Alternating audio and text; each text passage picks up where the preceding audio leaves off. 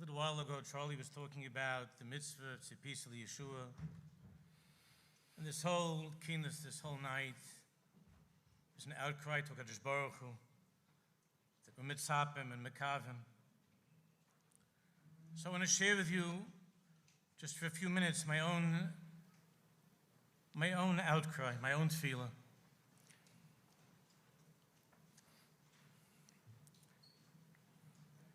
The Hilgetriska Magid Schlusi Yeleinu, there came a time in his life where every single talk that he gave, every single pasuk that he opened up to in Chumash, he was saying all kinds of remozim, hints, gematrias, Rashi Tevis about Mashiach. Everything was Mashiach, everything was Geula. And his Heilige brother, Rabbi from Square, asked him, what is going on, what's happening? And the Triska Magid said, what can I do? Every single time I open the Chumash and I look inside, every single time I look inside, every single pasuk that I open up to,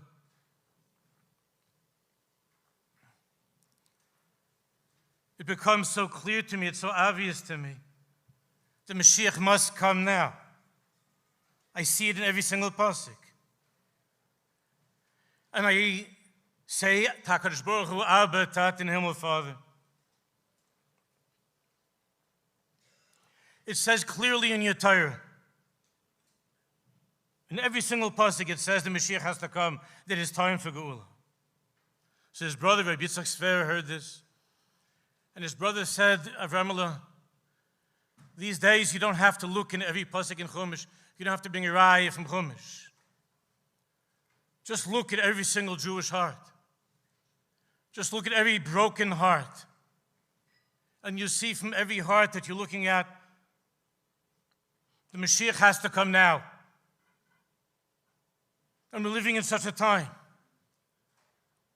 where every single day, the people who I'm talking to, the Jews that I'm hearing, you don't need to have all kinds of Muslim psukim. The hearts are crying out that we can't go on like this. The Mashiach must come.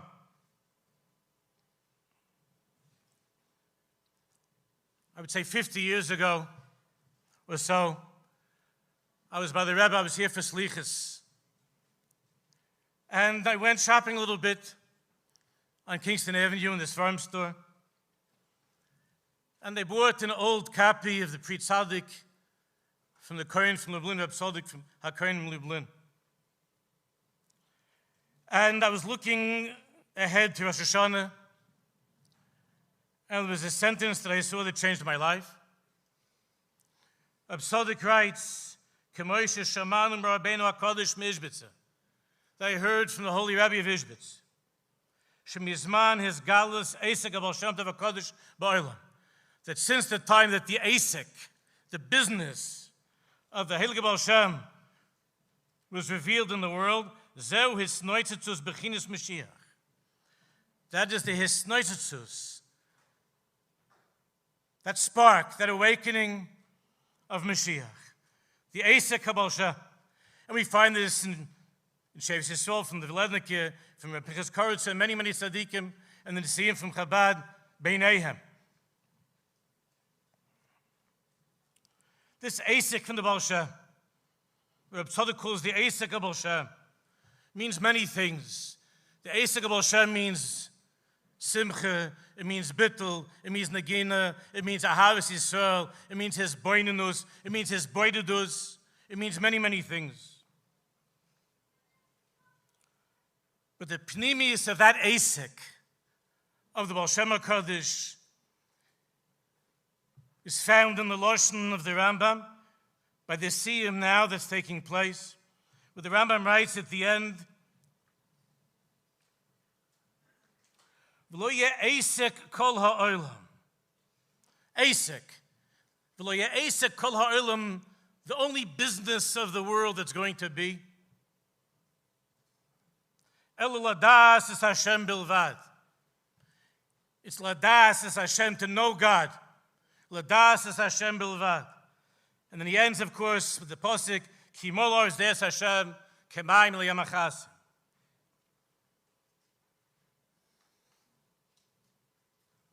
Ladas es Hashem bilvad.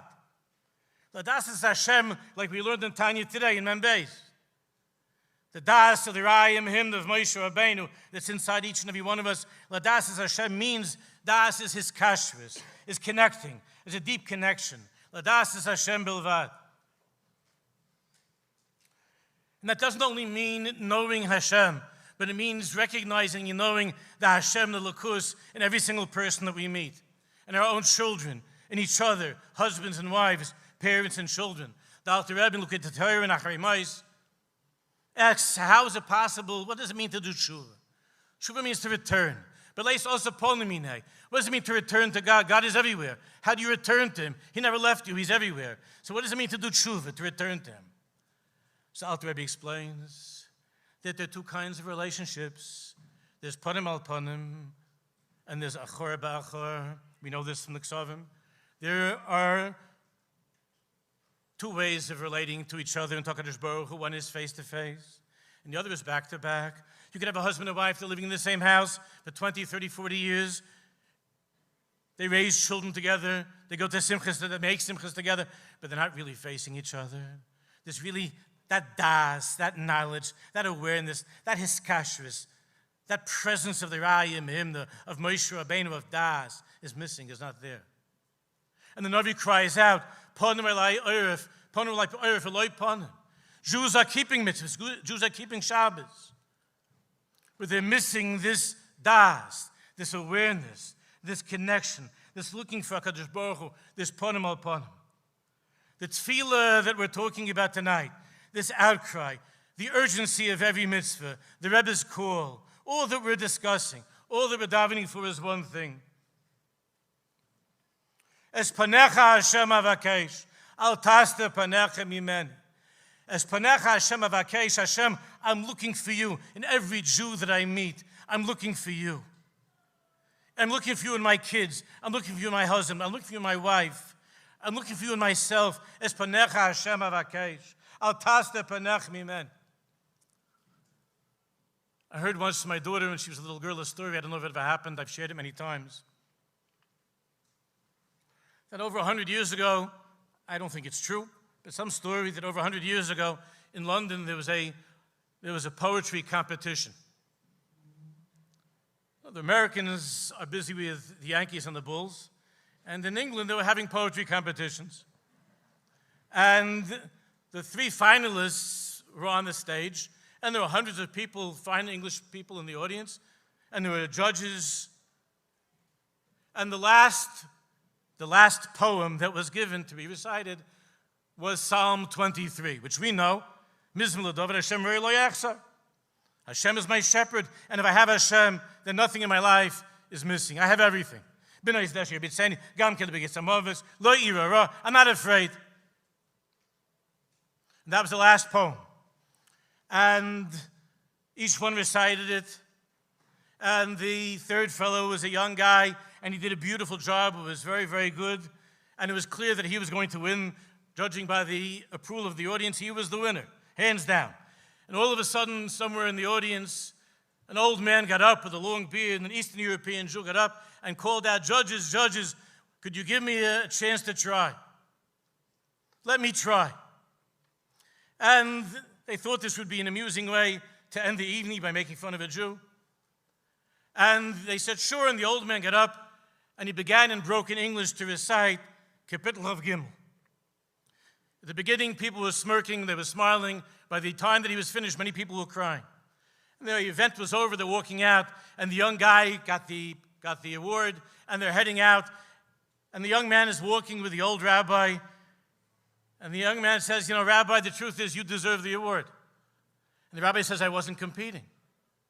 And the young man asked him, tell me, Rabbi, why is it that when I finished the 23rd Psalm, the entire audience was cheering? But when you finished, there was silence and there were tears. And the old Rav said, my friend, you did a beautiful job, but there's a very big difference between the two of us. The difference is that I know the shepherd. That's the difference. I know the shepherd. Hashem Roi. Hashem is my shepherd. Chevra, if you don't feel that, if we're not in that place of knowing the shepherd, if we're not in that place of Es Panecha Hashem Avakesh, how are we supposed to bring that out in others? And how are we supposed to avoid the recitation of Yiddishkeit, that our davening, our learning, our mitzvahs are not just reciting, but they're being said as love songs to Kadosh Baruch Hu. It has to do with the way that we talk to each other. To bring Mashiach in such a way to come to that point of Umolar's Deis Hashem. And I'll end with a story that all of you know much better than me. And I'm nervous to say a Maisa from the Frierdiker Rebbe in front of you. But this is the way that I heard it. So I'm sure you'll all correct me. But this is the way that I saw it in some Sefer. You know, in 1929, the Frierdiker Rebbe Schusi Yeleinu was in Eretz Yisrael. He left a short time. It was right before the pogrom that happened in Hebron. And it was just a day or two before the Frierdiker Rebbe was leaving. He was in Yerushalayim. And there were hundreds and hundreds of people that were converging on the place that he was staying, looking for a bracha, looking for chizik. Many of the old Hasidim who came to Eretz Yisrael were there. And there was this one Jew who had formerly been a Chabad Chosid back in the Haim. But he came to Eretz Yisrael, that time of the Chalutzim, and later on, there was a certain pioneering spirit. Oftentimes, the mitzvahs were abandoned. And this fellow, it seems, was not really keeping things anymore. He came from a prominent Lubavitcher family. I don't know his name. And he had heard that the Frierdiker Rebbe was there. And it happened that street where the Rebbe was staying was the place to which he would pass in order to get to work every day. But now he was afraid. He saw all the Chassidim there, and he was afraid somebody might recognize even without a beard. And he was walking around in a pair of shorts and sandals. And he was afraid maybe somebody would recognize him and it would be embarrassing for him and for his family.